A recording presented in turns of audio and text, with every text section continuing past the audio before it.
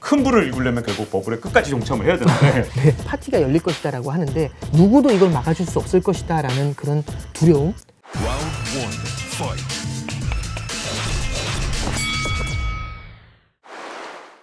안녕하세요, 박종훈의 경제한방입니다. 이 미국뿐만 아니라 우리나라 장까지 아주 뜨거운 장세를 보이면서 많은 분들이 주식에 관심을 갖고 있긴 한데 뭔가 수면 아래에서는 이상한 변수들이 조금씩 움직이는 것 같아요.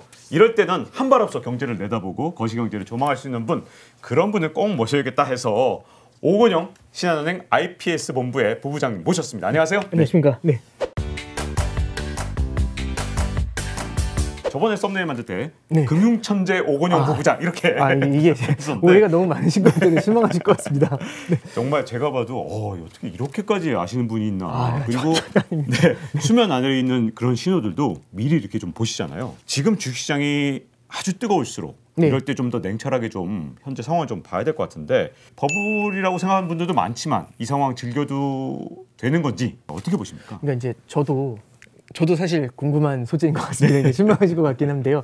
근데 이렇게 말씀을 드릴게요. 저는 중앙은행 총재들 글들을 좀 많이 읽어보는데 인터뷰한 내용이나 예전에 이제 앨런 글린스펀이라고요. 이제 결국에는 거의 그때 당시에는 마에스트로라고 불렸었어요. 이제 버냉키 의장 이전에 페드의 의장이었죠. 그분이 이제 무슨 얘기를 했냐면은 중앙은행이 버블을 예단한다는 것 자체가 불가능하다라는 얘기를 했고요. 사실은 그 얘기인 즉슨 이게 지금 버블이다 아니다라는 걸 판단한다는 건 불가능하다 이제 이런 얘기를 한 것 같습니다. 저 역시 거기에 대해서는 동감을 많이 하는데 그런 분들도 버블에 대해서 지나봐야 안다라고 할 정도인데 제가 지금이 버블이다 이렇게 단정하는 거는 되게 좀 리스크가 높은 것 같고요. 그것보다는 저는 이제 이런 관점에서 좀 말씀드리려고 합니다. 지금 시장 자체가 뜨거운 것만은 사실인 것 같고요. 낙관적인 편향이 조금 강해진 것만은 사실인 것 같아요. 그러니까 기대감이 굉장히 크다라는 건데 그 기대감은 결국에는 두 가지에 기인을 한다라고 봅니다. 첫째는 백신에 대한 기대감이 원래는 지난해 11월 달부터 현재까지 이어져 왔고요. 백신에 대한 기대감이 이어져 오는 사이에 어떤 게 하나 붙었냐면 바이든 행정부가 들어오면서 추가적인 재정 부양이 경기를 끌어올릴 거야. 그리고 모든 건 좋아질 거야라는 그런 기대감이 굉장히 강한 편이고요.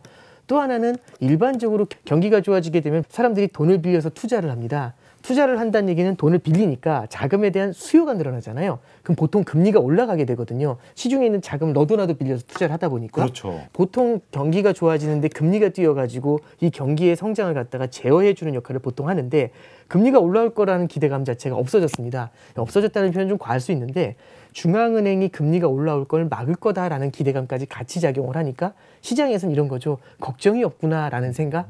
그게 현재로서는 되게 좀 강한 것 같고요. 낙관적인 기대가 강하면 강한 만큼 약간의 이제 그 변수에도 시장이 조금 피로를 느끼는 그런 모습들은 나타날 수 있습니다. 더군다나 이 바이든 행정부가 들어서면서 엄청난 돈을 더 풀 거다 이렇게 얘기하니까 그것 때문에 또 낙관 편향이 더 강해진 것 같은데요. 바이든 행정부의 또 추가적인 또 엄청난 부양책 이런 것들 다 좀 호재로 볼 수 있는 건가요? 어떻습니까? 일단 옐런 의장에 대한 얘기를 좀 해드릴게요. 옐런 의장이 저도 이제 의장이라는 말이 입에 익어가지고 사실 저도 그렇습니다. 계속 옐런 의장 계속 그렇게 붙이는데 옐런 재무장관 같은 경우는 이제 사람들은 비둘기파다라고 얘기를 하고 옐런 재무장관이 이번에 이제 그 연설에서 무슨 얘기를 하냐면은 빅 액트라는 표현을 써요. 그러니까 크게 행동하자라는 얘기를 합니다.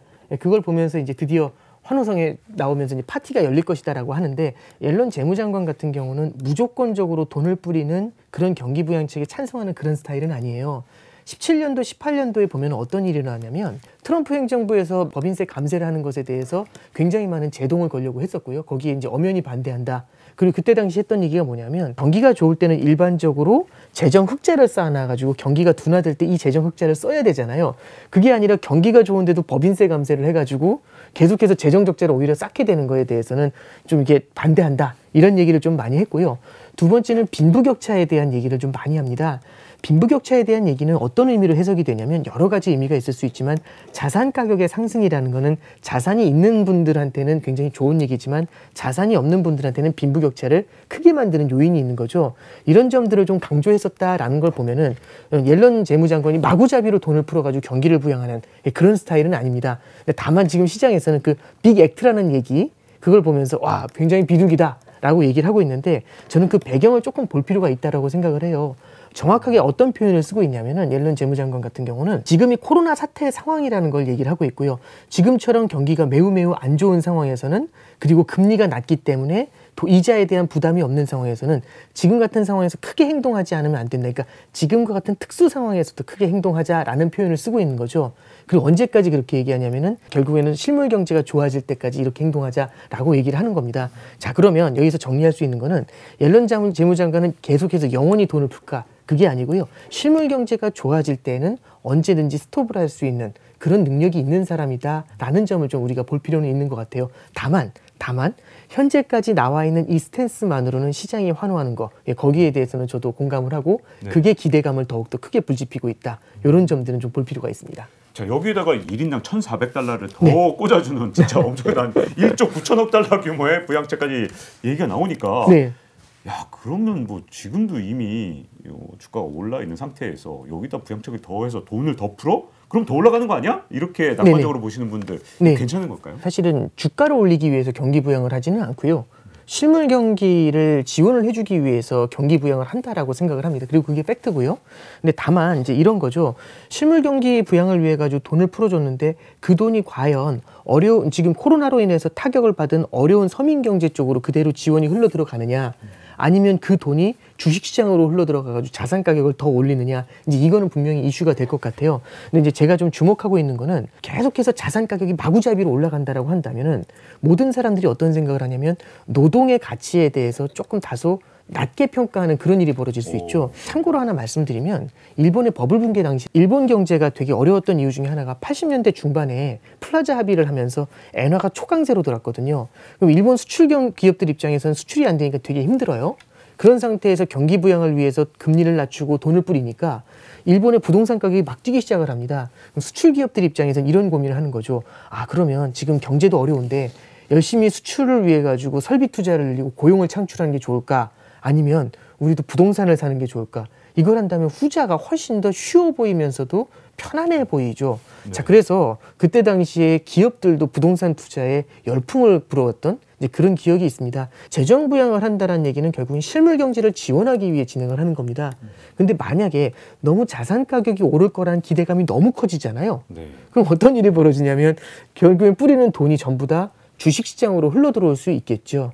그러면 예를 들어서 결국에는 600달러 먼저 주고 1,400달러를 나중에 주니까 2,000달러가 들어오는 건데 이 돈이 실물 경기에서 소비로 쓰일 것이냐 아니면 주식시장으로 흘러들어갈 것이냐라고 한다면 주가는 계속해서 오를 거야 라는 그런 기대감이 너무 커졌을 때는 그 돈이 오히려 자산시장의 버블을 과열시킬 수도 있겠죠. 자산 가격이 크게 뛴다는 건 사실 실물 경제에 그렇게 큰 도움을 주지는 않습니다.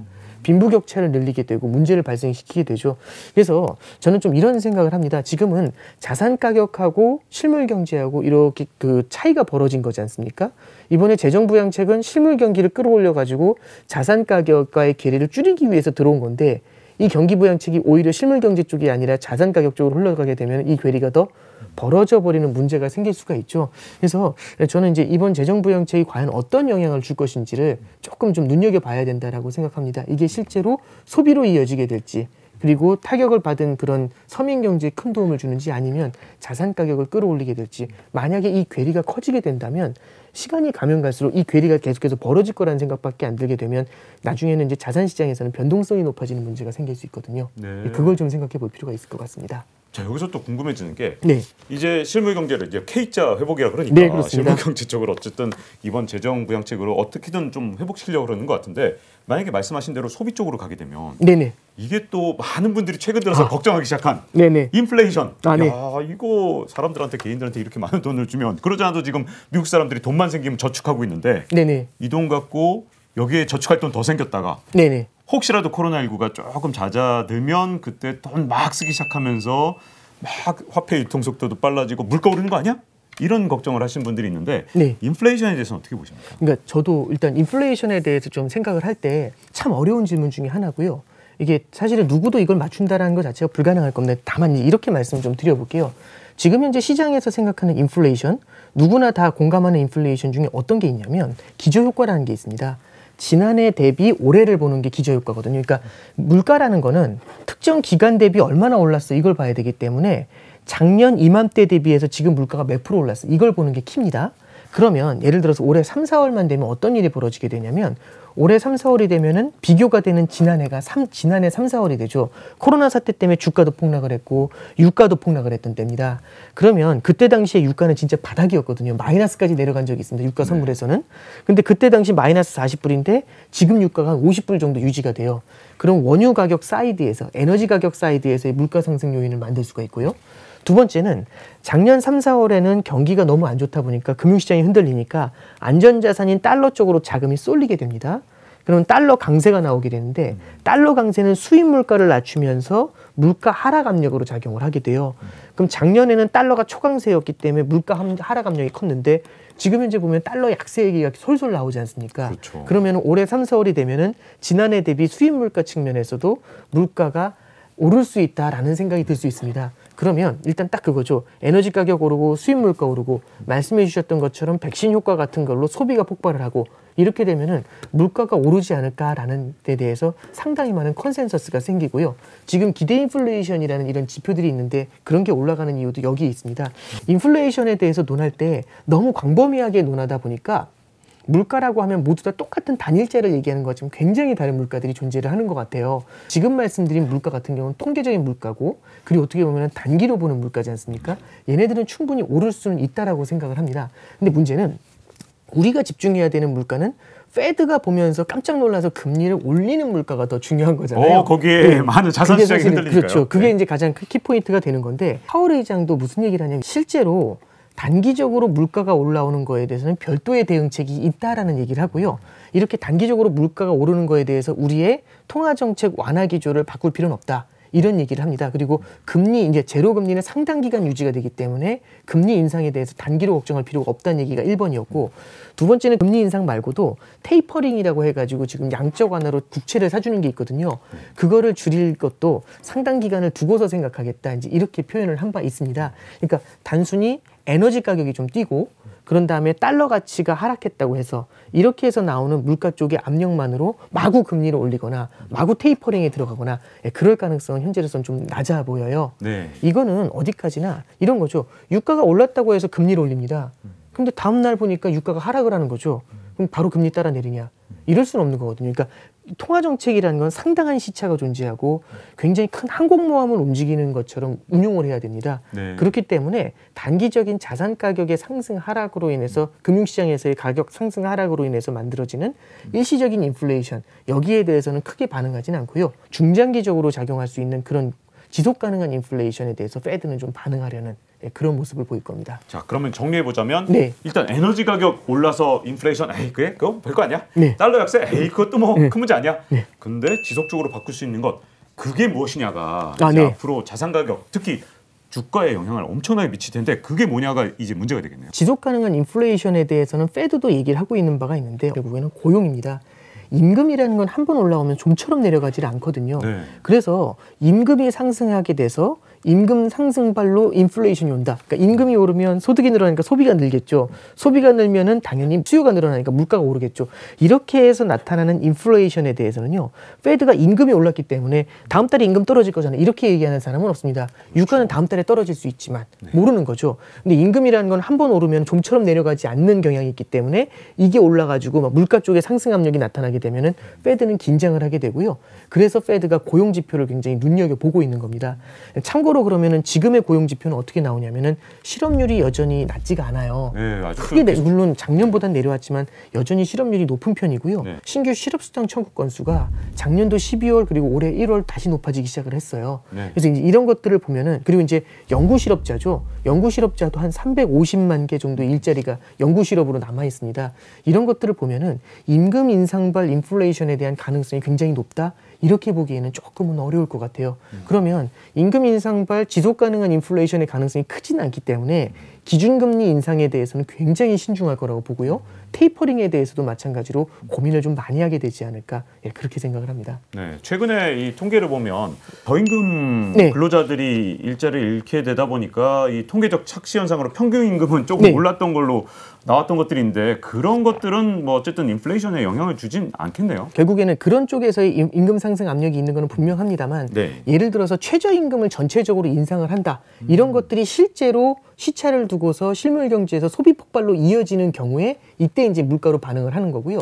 예전에는 페드가 이랬던 것 같아요. 선제적으로 대응하는 면이 굉장히 강했어요. 그렇죠. 그럼 말씀해 주셨던 것처럼 실제로 고용 지표가 돌아서는 것만 보면 임금이 실제 올라오고 이 임금에 의한 물가 상승 압력이 현실화되지 않더라도 그럴 가능성이 있을 거야 라고 생각을 하면서 선제적으로 이 금리를 인상하는 그런 모습이 나타나곤 했는데 지금은 굉장히 오랫동안 디플레이션 때문에 뒤어버렸고요. 인플레이션이 오기를 기다리고 있습니다. 그러면 이제 어떤 일이 벌어지는 거냐면 그냥 조금 이제 신호가 나타난다고 해가지고 금리 인상을 하는 게 아니라 조금 시차를 두고 보면서 약간 이제 예전처럼 선제적인 게 아니라 지금은 후행적이다라는 표현이 적절히 나지는 않은 것 같은데 굉장히 좀 기다려주는 선제적이지 않은 모습들을 보여줄 가능성이 훨씬 더 높겠죠. 아까 기대 인플레이션을 말씀하셨던데 10년 만기 국채로 본 기대 인플레이션을 봤더니 최근 데이터를 봤더니 깜짝 놀란 게 이게 지난해 3월에는 0.5%까지 떨어졌다가 기대 인플레이션율이 지금은 최근 데이터가 한 2.1%까지 올랐더라고요. 그것도 2021년이 되면서 갑자기 2%를 넘어서면서 쫙 올랐던데 그게 그렇게 아직까지는 걱정할 필요가 없는 게 아까 말씀하신 대로 이게 기저효과 때문에 오른 것이고 그다음에 이게 실제로 한 3%는 가야 연준에서 대응을 하지 않겠냐. 야, 이렇게 봐도 되는 건지 이게 궁금해요. 페드가 바라보는 것들은 방금 전에 말씀하셨던 것처럼 3%다 이런 숫자, 그리고 숫자도 되게 중요하게 보지만은 올라오는 속도도 되게 관심 깊게 봅니다. 그러니까 예를 들어서 물가가 올라오는 속도가 완만하게 해가지고 3% 이렇게 올라오면은 모르겠는데 이게 막 팍팍 뛰어 올라오면은 여기에 대해서는 조금 긴장하는 모습. 왜냐하면 팍팍 뛰긴 했던데요, 최근에. 고삐를 풀어버리면 팍팍 튀어오르는 모습들은 나타날 수 있잖아요. 그래서 단순히 어떤 숫자를 정해놓고서 거기에 반응하는 그런 케이스는 아니다라는 걸 먼저 좀 볼 필요가 있고요. 그래서 속도하고 레벨 두 가지를 같이 본다라고 보시면 됩니다. 그 두 번째는 이제 기대 인플레이션이 튀는 거는 방금 말씀드렸던 것처럼 기저효과라는 부분도 분명히 있지만 백신이 나오게 되면서 실물 경기가 좋아질 거라는 낙관적인 기대가 반영된 바가 있습니다. 근데 여기서 하나 보실 게 있어요. 그러니까 기대 인플레이션이라고 하는데 이 기대 인플레이션은 금융시장에서 결정되는 인플레이션의 숫자입니다. 그래서 이거를 이제 미국 이제 페드에서는 마켓 베이스드 메저드라고 해요. 마켓 베이스로 해가지고 메저드 측정된 인플레이션이라는 표현을 씁니다. 근데 실제로 이것만 보고 움직이는 게 아니라 두 번째는 서베이 베이스드 메저드 인플레이션이라는 게 있어요. 그러니까 실물 경제 서베이를 기반으로 해가지고 메저드 측정한 인플레이션이 있거든요. 그래서 금융시장에서 나타나는 인플레이션은 아까 말씀드렸던 것처럼 달러나 에너지나 이런 것들에 대한 영향들을 굉장히 많이 받지만 실물 경제에서 서베이를 하는 거죠. 물가가 오른 것 같나요? 이렇게 이제 물어보는 거죠. 그래서 많은 사람들이 진짜 물가가 너무 오를 것 같아요. 이게 실물 경제 서베이를 통해서 나오는 인플레이션입니다. 페드는요. 실제로 마켓 베이스드 인플레이션, 방금 말씀해 주셨던 기대 인플레이션에도 반응을 하지만 실물 경제 인플레이션에도 굉장히 신경을 많이 씁니다. 근데 아직은 실물 경제에서 인플레이션이 강하게 나타난다는 신호는 아직까지는 안 나타났어요. 12월 달에도 소비자 물가 지수 발표가 났는데 그렇게 아직은 빠르게 올라오는 모습이 나타나지는 않았습니다. 그래서 지금 현재 정도의 그 기대 인플레이션 상승에 대해서는 너무 빠르게 반응하지는 않을 것 같고요. 아까 그 파월 의장이 얘기했던 말 중에 어떤 게 있냐면 일시적으로 올라오는 인플레이션에 대해서는 별도의 정책을 통해 대응할 수 있다. 이제 이렇게 얘기했던 것처럼 별도로 페드가 카드를 준비해놨다나 일시적으로 메워놓을 수 있는 그런 대응책은 나올 수 있을 거라고 봅니다. 네. 근데 여기까지 들어주신 분들이 궁금해하실 것 같아요. 도대체 왜 자꾸 인플레이션 얘기를 하지? 증시하고 무슨 관계가 있지? 이렇게 궁금해하시는 분들에게 인플레이션과 어떻게 보면 주가 어떻게 연결되는 건가요? 경기라는 거를 좀 생각을 해볼 필요가 있는데 경기가 좋아지면은 투자가 늘어나게 되고 투자가 늘어나게 되면은 사람들은 돈을 많이 빌리면서 이제 그 실물 경제에서 금리가 뛰게 됩니다. 그럼 경기가 좋아지지만 결국엔 금리가 굉장히 빠르게 올라오니까 더 이상 투자를 할 수 있는 매력이 많이 줄어들게 되기 때문에 이게 이렇게 거꾸러지는 그런 모습들이 나타나죠. 중앙은행 같은 경우는 이게 예를 들어서 너무 그냥 가만히 놔두면은 버블 경제가 나타나면서 그냥 진폭이 이렇게 가주면 되는데 너무 크게 올랐다 떨어졌다 하는 일이 벌어질 수가 있어요. 그래서 버블이 생겼다 떨어졌다 이렇게 되면은 결국에 이게 이렇게 움직이는 게 아니라 위에서 갑자기 툭 떨어져 버리는 문제가 생길 수 있잖아요. 그래서 중앙은행에서도 함께 나서 가지고 이 경기 사이클을 갖다가 완만하게 뭉툭하게 바꿔주기 위해서 노력을 합니다. 그래서 빠르게 경기가 올라오면 중앙은행에서는 어떤 짓을 하게 되냐면은 기준금리를 인상을 하면서 실물 경제를 제어하려는 모습을 같이 보이게 돼요. 그러면 실물 경제에서는 경기가 좋아지만 중앙은행에서는 계속 금리를 올려가지고 너무 뜨거워지는 걸 차단하겠다라는 강한 의지를 표명을 하잖아요. 그럼 실물 경제가 뜨거워지다가 쑥 하고 완만하게 하락을 합니다.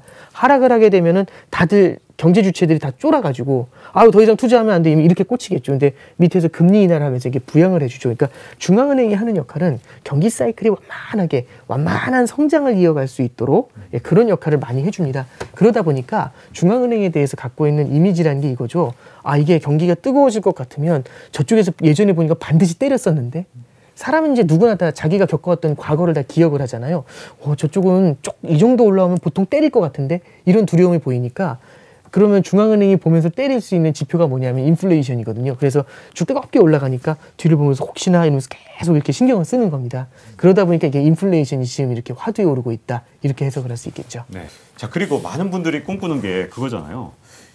정말 꼭지에서 팔고 나가서 이익을 네. 확보하고 싶으실 텐데 이게 좀 안타까운 게 버블이 원래 달아오르면서 정말 마지막으로 갈 때 진짜 주가가 가장 치솟아 많이 오르니까 네. 이 먼저 나갔다가는 이 버블에 동참 못하고 네. 이익률이 떨어지고 큰 불을 일구려면 결국 버블에 끝까지 동참을 해야 되는데 네. 우리 앞으로의 미래 경제를 좀 위협할 요소로 인플레이션을 보고 있으니까 네. 아까 말씀하셨던 기대 인플레이션율 이것도 네. 중요한 것 같고요. 인플레이션을 나타내는 수많은 신호들이 있는데 뭘 보면서 좀 미래를 좀 조금 반발 앞서 볼 수 있을까요? 패드가 반응하는 인플레이션은 그러니까 지속 가능한 인플레이션이라는 말씀드렸고 그 중심에는 고용이 있다라는 말씀을 좀 드렸어요.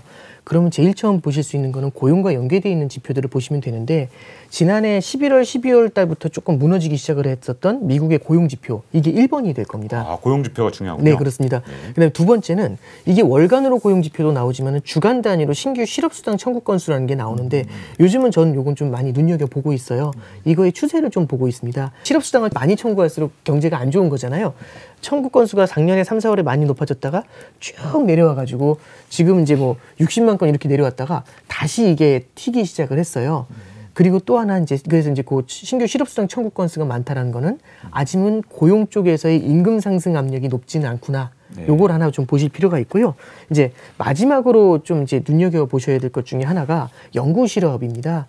지금 결국에는 코로나 사태라는 것에 대해서 많은 사람들이 생각하는 건 코로나 사태가 지나가면 이 보건의 위기가 지나가게 되면은 모든 사람이 옛날처럼 직장에 돌아가서 똑같이 일을 할 거야. 이렇게 생각을 하고 있거든요.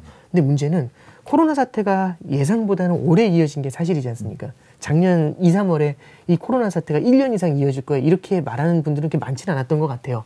언제까지 될 거다 이런 감이 사실 안 왔던 것 같은데 지금 보면은 그렇게 오랫동안 이어지면서 미국에서도 연구 실업이 굉장히 늘어났어요. 그리고 작은 기업들도요. 보조금을 받아가지고 경기 부양 자금을 받아가지고 연명을 하는 기업들이 있는데 좀비 기업이라는 표현을 쓰죠. 이런 기업들의 이제 파산이 나타나게 됐었을 때는 임금 상승 압력을 좀 누르는 그런 역할은 좀 할 수 있을 것 같습니다. 그래서 진짜 패드가 걱정을 하는 인플레이션을 보려면은 고용 지표 쪽에서 나타나는 임금 상승 압력을 한번 눈여겨 보시는 게 어떠냐 이렇게 제안해 드립니다. 자 그런데 이게 주의해야 될 게 네. 지난해 상반기에는 고용 지표가 악화됐다는 내용이 나오면 이거 굉장히 비보고 네. 이번에는 그럼 고용 지표가 개선됐다 그러면 이게 오히려 네. 주식시장엔 비보가 되는 반대 상황이 되는 건가요? 지난해 같은 경우는 워낙에 이례적인 상황이다 보니까 패드가 굉장히 많은 돈을 퍼부어 줬습니다. 3, 4월 달에. 그러면서 시장한테 이제 이런 얘기를 했죠. 그때 당시 지난해 3, 4월에 주식시장이 그렇게 무너졌었던 가장 큰 이유는 누구도 이걸 막아줄 수 없을 것이다 라는 그런 두려움 그리고 불신감이 굉장히 컸기 때문이죠. 근데 패드가 나서서 보여준 건 뭐냐면 할 수 있다. 이것도 우리는 막을 수 있다. 이렇게 하면서 결국에 그 주식시장의 그 큰 폭의 하락을 갖다가 밑에서 막아줬던 겁니다. 그러면 시장 참가자들은 알고 있거든요. 패드가 뭐든지 다 막아줄 수 있구나라는 생각이 드는 거고요. 두 번째는 우리가 흔들리는 거를 패드는 원하지 않을 거야 라고 생각해서 무한대로 경기 부양을 해줄 거야 라는 생각을 이제 하고 있는 거겠죠. 근데 그거는 지난해 3, 4월의 얘기고요. 시장은 여전히 그렇게 줄 거라고 생각을 하지만 시간이 흘러갈수록 패드도요. 조금씩 스탠스는 좀 바꾸고 있습니다. 물론 아까 말씀드렸던 금리 인상, 테이퍼링, 그러니까 결국엔 양적 완화 축소죠. 이런 큰 틀의 테마를 건드리려고 하진 않지만 이거는 신중하지만 그 외에 작은 것들이 있거든요. 시장이 널리 알려져 있지 않은 것들에 대해서는 조금씩 이제 뭐랄까요? 풀어주는 걸 조금 줄이려는 그런 모습들이 나타납니다. 예를 들어서 작년에 회사채 매입 프로그램 이런 거 있었잖아요. 네. 그거 지금 사라졌습니다. 그리고 또 하나 말씀드리면 최근에 보면은 그 명목금리라고 해서 이제 10년 국채금리가 좀 뛰고 있는 걸 보실 수가 있어요. 미국 10년 국채금리가. 이게 작년에는 패드가 많이 눌러줬거든요. 근데 최근에 보면은 기대 인플레이션이 올라오는 만큼 이 명목금리가 뛰어오르는 걸 갖다 조금씩 좀 이렇게 용인을 해주는 듯한 모습이 그렇게 나타나고 있어요. 페드의 부의장 중에 클라리다라는 분이 있거든요. 그 사람한테 기자가 물어보더라고요. 아니, 페드는 작년에는 금리 올라오는 거 다 막았는데 요즘은 금리가 좀 빠르게 오르는 것 같은데 이거 안 막아요? 이렇게 딱 물어보더라고요. 그랬더니 이제 클라리다 의장이 이제 했던 얘기가 뭐냐면 그 10년 국채 금리가 올라가는 거는 크게 걱정하지 않는다. 왜? 실질 금리가 여전히 낮은 마이너스 수준을 기록하기 때문이다라고 얘기를 합니다. 그럼 여기서 이제 단어가 하나 더 나와요. 오늘 얘기가 좀 복잡하고 어렵긴 한데요. 실질 금리라는 건 뭐냐면 우리가 실제 만나는 금리는 명목 금리라는 겁니다. 5%의 금리다라고 하면 우와 높다. 이거 최고다라고 생각하실 수 있지만 물가가 10%씩 오르면 사실상 마이너스 금리입니다. 이런 얘기 이제 다들 들어보잖아요. 네, 그렇죠. 그럼 예금을 할 밸류가 별로 없어져요. 그러면 예금을 안 하고 캐시를 갖고 있지 않고 무언가 투자를 하게 되겠죠. 네. 그래서 우리는 뭘 보면 되냐면 지금 현재 있는 금리에다가 물가 상승률을 차감을 하게 되면은 실질 금리가 나옵니다. 네. 그래서 보시면은 지금 아까 그 기대 인플레이션이 2%가 넘었다 이런 말씀 해주셨죠. 지금 미국의 국채 금리가 1% 수준입니다. 1% 초반대고요. 미국의 기대 인플레이션이 2%입니다. 네. 그럼 1 빼기 2니까 마이너스 1%죠. 그래서 실질 금리가 이렇게 낮은 수준으로 가니까 기대 인플레이션이 올라오는 만큼은 명목 금리의 상승을 살짝 열어주는 게 크게 부담은 안 될 것 같다. 이제 이렇게 얘기를 하는 겁니다. 그러면 시장에서 예를 들어 이렇게 기대했다고 가정해보죠. 실질 금리도 계속 내려가고 명목 금리는 계속해서 잡아주는 거죠. 오르지 못하게. 이런 것까지 기대를 했다라고 하면 의외죠. 명목 금리가 올라오는 걸 용인해주고 실질 금리는 더 낮추지 않고 현재의 마이너스 수준으로 만족을 하는 것 같으니까요. 그래서 더 줄 것 같지만 덜 주는 모습들. 이런 모습들이 계속해서 이제 페드에서는 나타날 거라고 생각을 해요. 네. 그래서 이제 정리를 하면 이렇게 말씀드릴 수 있을 것 같아요. 고용 지표에도 관심을 가지시면서 큰 틀에서의 정책 변화 페드에 그걸 보실 필요도 있지만 굉장히 이제 그 중간중간 나타나는 그런 기대 인플레이션의 상승에 대해서는 페드가 기존의 이런 큰 틀이 아니라 명목 금리의 살짝 상승을 용인을 하면서 이런 이제 자산 시장이 너무 뜨거워지는 거에 대해서는 살짝 경계를 해주는 그런 모습은 이어질 수 있다. 이렇게 생각을 합니다. 너무 기대가 강한 거 아니냐. 미국도 지금 걱정을 좀 많이 하고 있어요. 그때 훅 빼는 그런 모습으로. Round one, fight.